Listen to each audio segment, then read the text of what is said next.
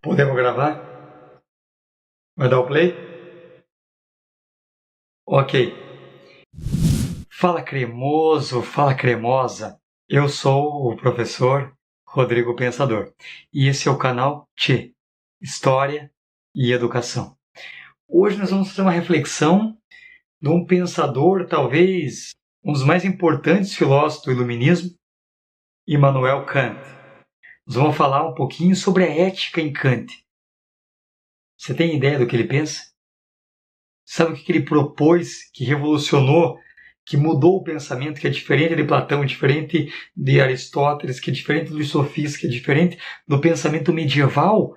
Você não sabe, velho! Não acredito. Quer saber? Inscreva-se no nosso canal, curta o nosso vídeo, os nossos vídeos e compartilhe nossas ideias. Comente os nossos vídeos também. Mas vou rodar a vinheta e depois a gente conversa mais. Roda a vinheta e vem com a gente.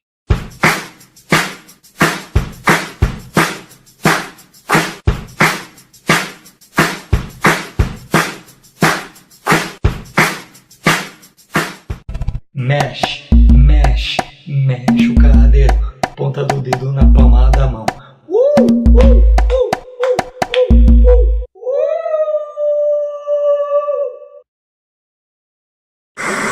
Só para liberar energia, para reequilibrar as forças internas e externas. Fala cremoso, fala cremosa. Vamos refletir então sobre a ética kantiana, a ética em Kant. Kant é um filósofo muito metódico, filósofo racionalista, que atribui um valor essencial, fundamental para o desenvolvimento do homem, do ser humano, a partir e por meio da razão. Ele é um filósofo do século XVIII, filósofo iluminista, talvez um dos mais importantes, se não o mais importante, filósofo do período moderno. Kant era alemão e criou uma grande obra que é uma resposta à pergunta: o que é esclarecimento? Essa obra cai em vestibular, velho. Por isso que eu vou comentar ela um pouquinho antes de falar sobre a ética dele. Se liga aí. Você sabe o que é esclarecimento? Olha o que ele coloca. Abre aspas. O esclarecimento é a saída do homem da minoridade, do qual ele próprio é responsável. Fecha aspas. Entendeu?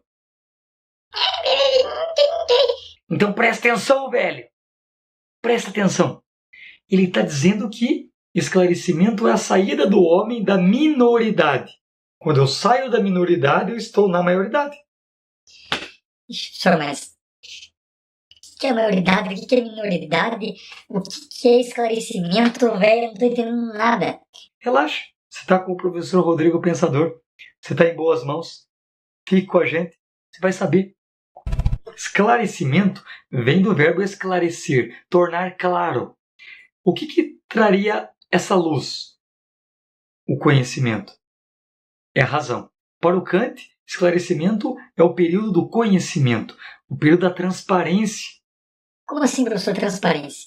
Porque nós estamos vivendo, estou falando nós estamos vivendo, não é na nossa época. Na época do Kant, eles estavam vivendo o quê? Uma transição entre ainda os resquícios da Idade Média e a efetivação e consolidação dos valores da Idade Moderna, que é a razão. Na Idade Média, prevalecia o dogma, a fé, incontestável pelas autoridades religiosas e políticas. Kant está questionando o poder da igreja e o poder político, que tornava o homem menor. O que é tornar o homem menor? Fazer com que o homem não pudesse usar a sua razão, o seu pensamento. As pessoas que são menor são pessoas que não usam o pensamento. Por quê? Porque são preguiçosas, não têm coragem, são covardes, dizia Kant. Mas nós que somos filósofos, temos o papel de trazer o esclarecimento para as pessoas. O que nós temos que fazer do ponto de vista ético? Como que nós devemos agir? Essa é a questão ética que eu trabalhei desde o primeiro vídeo. Como que nós devemos agir? Levar o esclarecimento, fazer com que cada um pense por si só. Professor, mas como assim? Sim, todos nós temos razão. Somos dotados de razão de pensamento. Então, cada um pode chegar na mesma opinião que a minha, pensando por si só. Você não precisa ficar ouvindo e acreditando que o padre ou o pastor fala. Você não precisa apenas dizer amém para aquilo que o político, aquele que tem poder, poderoso, fala. Cada um pode pensar pela sua própria cabeça. Porque hoje, dizia Kant, naquela época, o critério de verdade não é a fé, é a razão.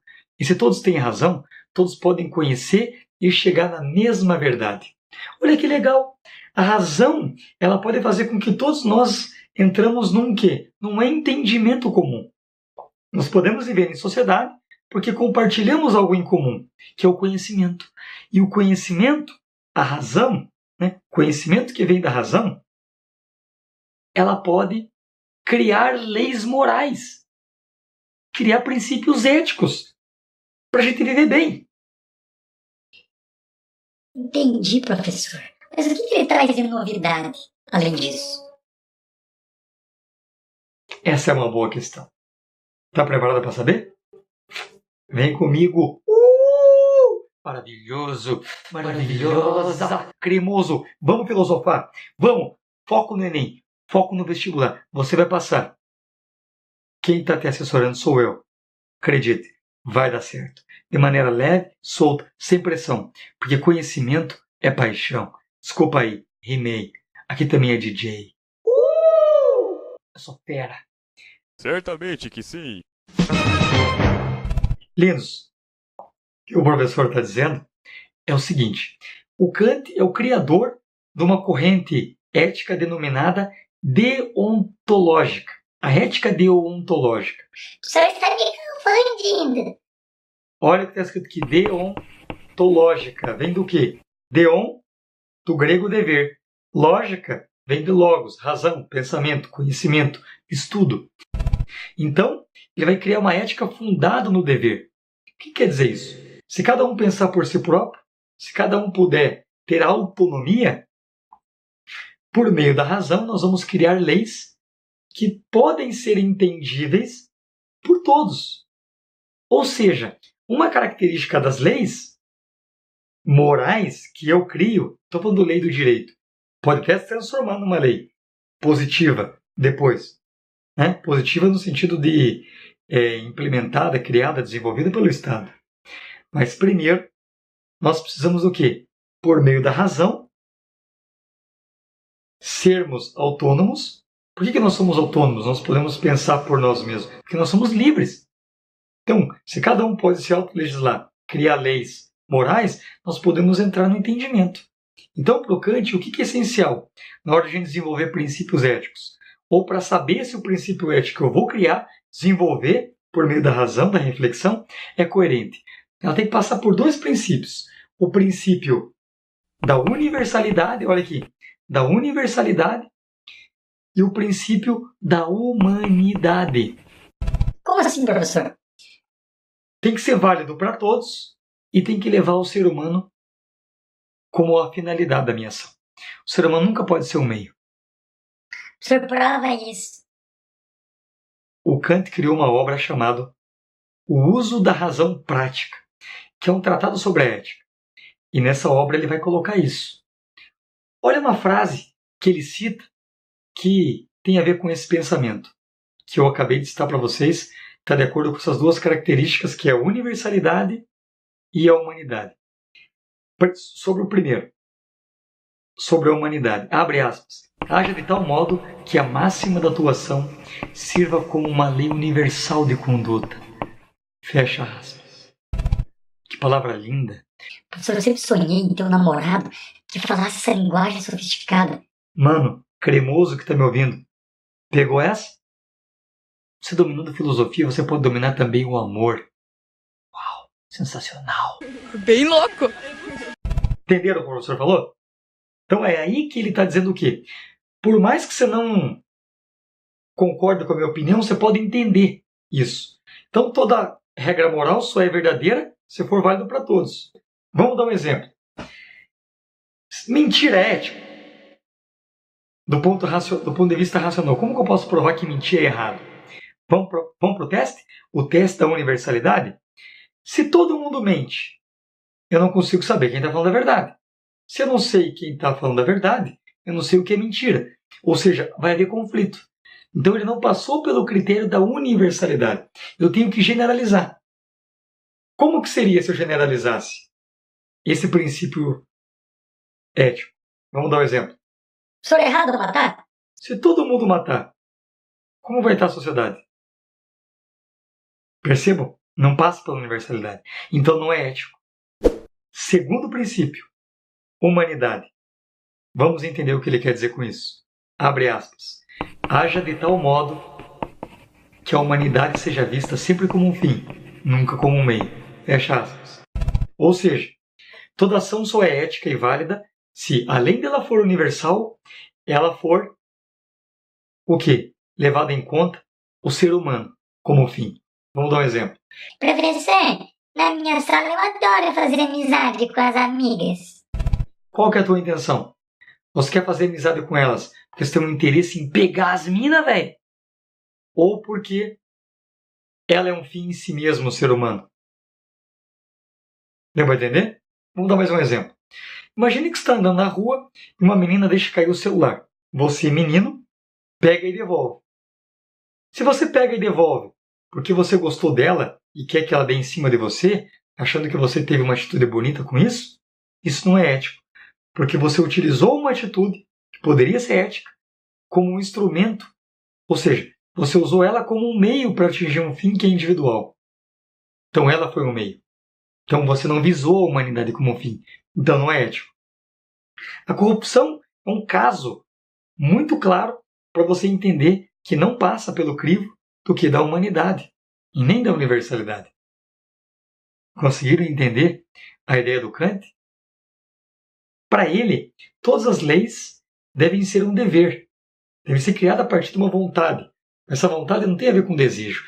É uma vontade racional de que eu pratique isso por meio de um ato.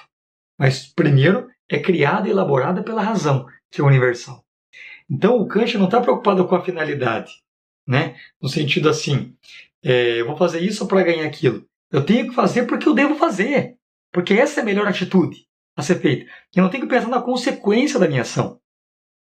Essa é a filosofia de Immanuel Kant, do século XVIII.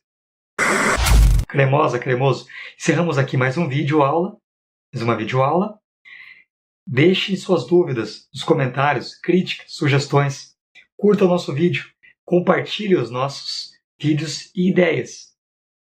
Eu sou o professor Rodrigo Pensador.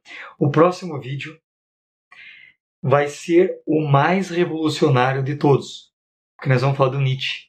Nietzsche Dinamite. Só vou dar uma frase do que ele pensa sobre a ética. Ele vai dizer que a filosofia acaba com Sócrates, termina com Sócrates. Ele é o filósofo mais ácido da história da filosofia, ao meu ver. Quer saber o que ele vai trazer para você? Então não perca os nossos vídeos. Indique para os colegas também acompanhar. Vamos democratizar o saber.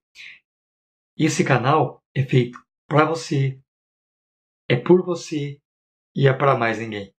Canal T, História e Educação. Nos vemos no próximo vídeo.